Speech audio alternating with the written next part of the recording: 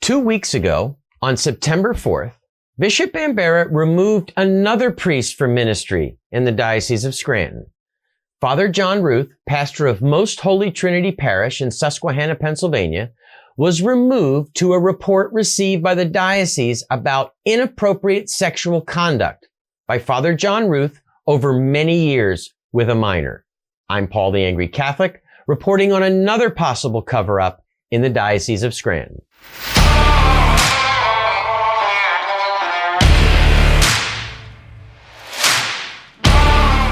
Bishop Bambera received a report on August 22nd of inappropriate sexual conduct between Father John Ruth and a minor. Bishop Bambera said the claims appear credible. Although we can't be sure what that even means, it must have been serious enough to conduct a 14-day investigation that ended Father Ruth's 40 years in ministry. The alleged abuse occurred over a number of years. Bishop Bambera's own statement indicates that this inappropriate sexual conduct with a minor started in the late 70s, around the time John Ruth was studying for the priesthood, and continued through the mid-80s.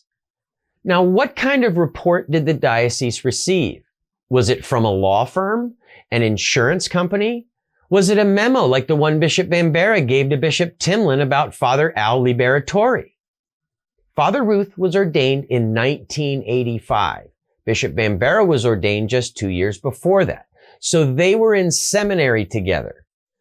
How many members of the 1985 ordination class have been involved in sexual misconduct?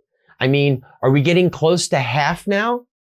These men, including our own bishop, lived together for years. Was anybody aware of the sexual misconduct? We know it was routine for seminarians to volunteer at Camp St. Andrew with children. Did John Ruth serve at Camp St. Andrew when he was a seminarian? And if so, what was the nature of his relationship with Monsignor Joseph Kelly, the camp director, who is now credibly accused and canonically charged with sexual abuse? Bishop Bambera claims he looked through the secret files with a fine-tooth comb. Was there anything in Father Ruth's file to indicate inappropriate behavior? Bishop Bambera appointed Father Ruth as the director of Hispanic ministry, and he's now accused of sexual misconduct. Monsignor Delaney also worked in the Hispanic ministry, and he was sent to St. John Vianney Center for behavioral issues and was found to have sexually abused a vulnerable adult and is removed from ministry. Is it safe to assume, though, that Bishop Bambera will not investigate further to see if any minors in the Hispanic community were abused at the hands of these priests? And where is Father Ruth living now, since he's been removed from ministry? Is he at Villa St. Joseph in Dunmore, where Bishop Bambera has decided to house a number of credibly accused priests? The faithful of Scranton pay for these accommodations, and those retired priests who have served faithfully without engaging in abuse are now forced to live out their retirement with these abusers. And is it true that Bishop Bambera recently appointed known sex abuser Monsignor Michael Delaney to act as the de facto coordinator of Phyllis St. Joseph? Bishop Bambera operates under a veil of secrecy. And he's been quoted as saying that you can look at us and say that we were less than transparent in terms of content.